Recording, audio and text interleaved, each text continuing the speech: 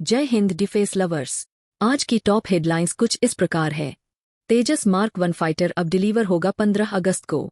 16 तेजस aircraft per year के rate से बनाने के लिए के पास नहीं है पर्याप्त संख्या में इंजन। उत्तर प्रदेश में स्थापित होगी 3 डिफेंस टेस्टिंग फैसिलिटी।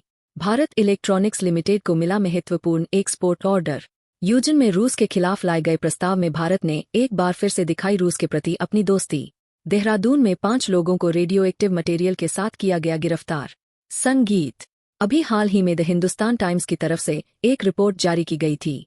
इस रिपोर्ट में बताया गया था कि जिस रफ्तार से तेजस मार्क 1 प्रोग्राम अभी वर्तमान समय में चल रहा है उससे इंडियन एयरफोर्स खुश नहीं है और उन्होंने डिले पर अपनी चिंता व्यक्त करी है। इंडियन एयरफोर्स ने को इस परियोजना को समय पर एग्जीक्यूट करने के लिए कहा है।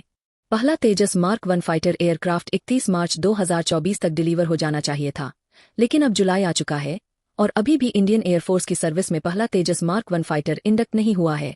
हिंदुस्तान टाइम्स की रिपोर्ट के मुताबिक पहले तेजस मार्क 1 फाइटर की डिलीवरी में जो डिले अभी तक हो रहा है उसके प्रमुख कारणों में से एक है US engine maker GE aerospace द्वारा F404 इंजन की सप्लाई में होने वाला डिले। डिलीवरी में डिले करीब 10 महीनों का डिले है इन इंजनों की डिलीवरी में। रिपोर्ट में बताया गया कि तेजस मार्क 1 की पहली उड़ान के दौरान कुछ इंजन से जुड़े हुए इश्यूज पाए गए थे। के पास 16 एयरक्राफ्ट प्रतिवर्ष के रेट से डिलीवर करने के लिए पर्याप्त मात्रा में इंजन नहीं है। चूंकि तेजस मार्क 1 फाइटर्स इंडियन एयरफोर्स के मिग 21 फाइटर्स का ही रिप्लेसमेंट है, इसलिए एयरफोर्स का कहना है कि उन्होंने मिग 21 को ऑलरेडी फेस्ड आउट करना स्टार्ट कर दिया है और उसके बदले पहली तेजस मार्क 1 स्क्वाड्रन को स्थापित किया जा रहा है। पायलट के लिए नए एयरक्राफ्ट में कन्वर्जन और टेक्नीशियन और मेंटेनेंस क्रू की ट्रेनिंग में समय लगता है। सप्लाई का आश्वासन।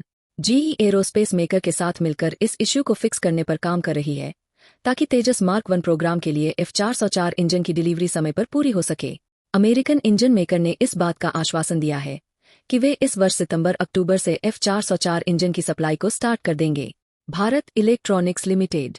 भारत के defence PU Bharat electronics limited को 2230 करोड़ तक की कीमत वाला एक एक्सपोर्ट ऑर्डर प्राप्त हुआ है। इस कॉन्ट्रैक्ट के तहत थल स्लास डिफेंस सिस्टम्स के लिए ट्रांसमिट रिसीवर मॉड्यूल्स की मैन्युफैक्चरिंग और सप्लाई करेगी। Defence testing facility. भारतीय रक्षा मंत्रालय द्वारा फंड किए जाने वाली डिफेंस टेस्टिंग इंफ्रास्ट्रक्चर स्कीम के तहत उत्तर प्रदेश में 3 प्रमुख डिफेंस टेस्टिंग फैसिलिटी स्थापित की जाएंगी। इस परियोजना के लिए कानपुर और लखनऊ जैसी लोकेशन को चुना गया है।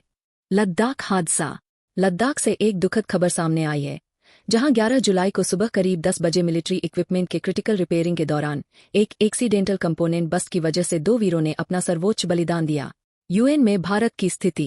हाल ही में यूएन जनरल असेंबली में एक रेजोल्यूशन लाया गया था जिसमें इस बात की डिमांड रखी गई थी कि रूस तुरंत यूक्रेन के खिलाफ अपने अग्रेशन को सीज करे। इसमें 99 वोट्स पक्ष में मिले हैं, 9 वोट्स खिलाफ थे और 60 देशों ने वोटिंग से परहेज किया, जिनमें भारत भी शामिल है। तो हमारे आज के इस एपिसोड के लिए इतना ही। उम्मीद है आपको एपिसोड पसंद आया होगा। पसंद आया तो वीडियो को लाइक जरूर करें। कोई भी सुझाव या सवाल हो तो उसके लिए कमेंट सेक्शन ओपन है।